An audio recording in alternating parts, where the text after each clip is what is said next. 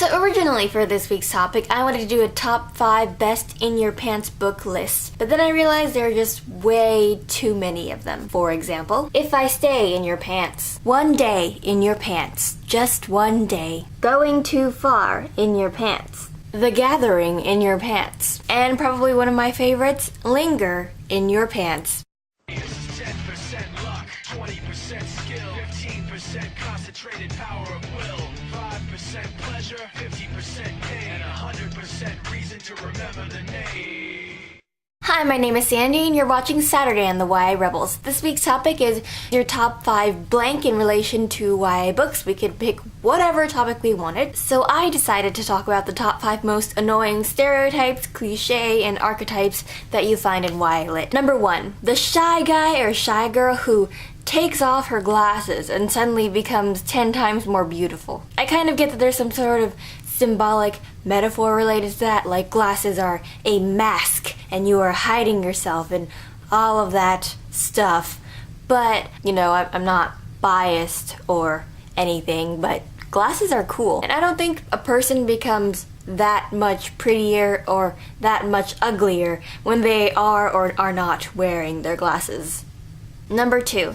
The beautiful blonde cheerleader and the dopey football player are actually evil and want to take over high school with their tyranny over the hierarchy of popular students. I feel like it's too easy to antagonize people who are better off than you, regardless of whether they deserve that or not. Also because I feel like it's a waste of your time to hate people who seem better off than you. Also because a football player can be smart and a cheerleader can be nice, and that shouldn't be a surprise despite their athletic prowess or their outward beauty. Number 3, on the other side of that spectrum, the lonely outcast girl who has no friends and is orphaned and lives with her evil stepmother. I feel like when an author stacks too many unfortunate qualities onto a character, it makes me feel like they want me to pity them rather than like this character. And I get it. I was kind of that girl in high school. I didn't have that many friends. But I was perfectly happy with the friends that I did have, and it's about finding friends who accept you by your standards, not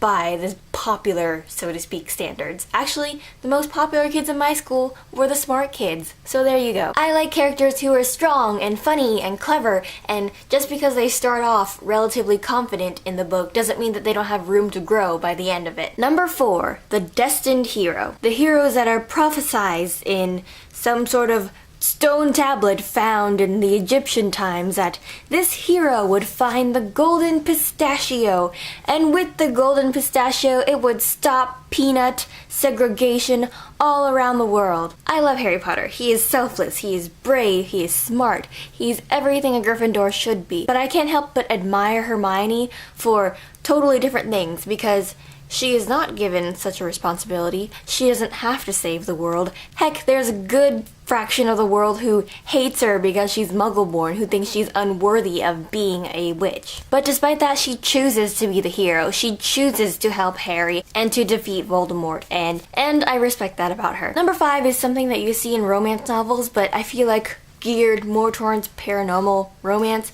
and that is the guy who changed everything. Suddenly, the handsome transfer student comes in and he can secretly shoot lasers out of his nose, and when he takes interest in the girl suddenly feels 10 times more confident in herself. I like romance books. I like reading books about people getting into meaningful relationships and changing. I don't like it when characters give themselves value when some attractive someone or other suddenly pays attention to them. You don't need a man or a woman in your life to be awesome. You are awesome in your own right, and you don't need someone else's standards, romantic or not romantic, in order to judge that. So that was my list of cliches that irritate me in YA literature. I'd like to know what yours are, anything that I missed or anything that I maybe misjudged that you want to correct me on. Go ahead and leave a comment, and I will see you next week.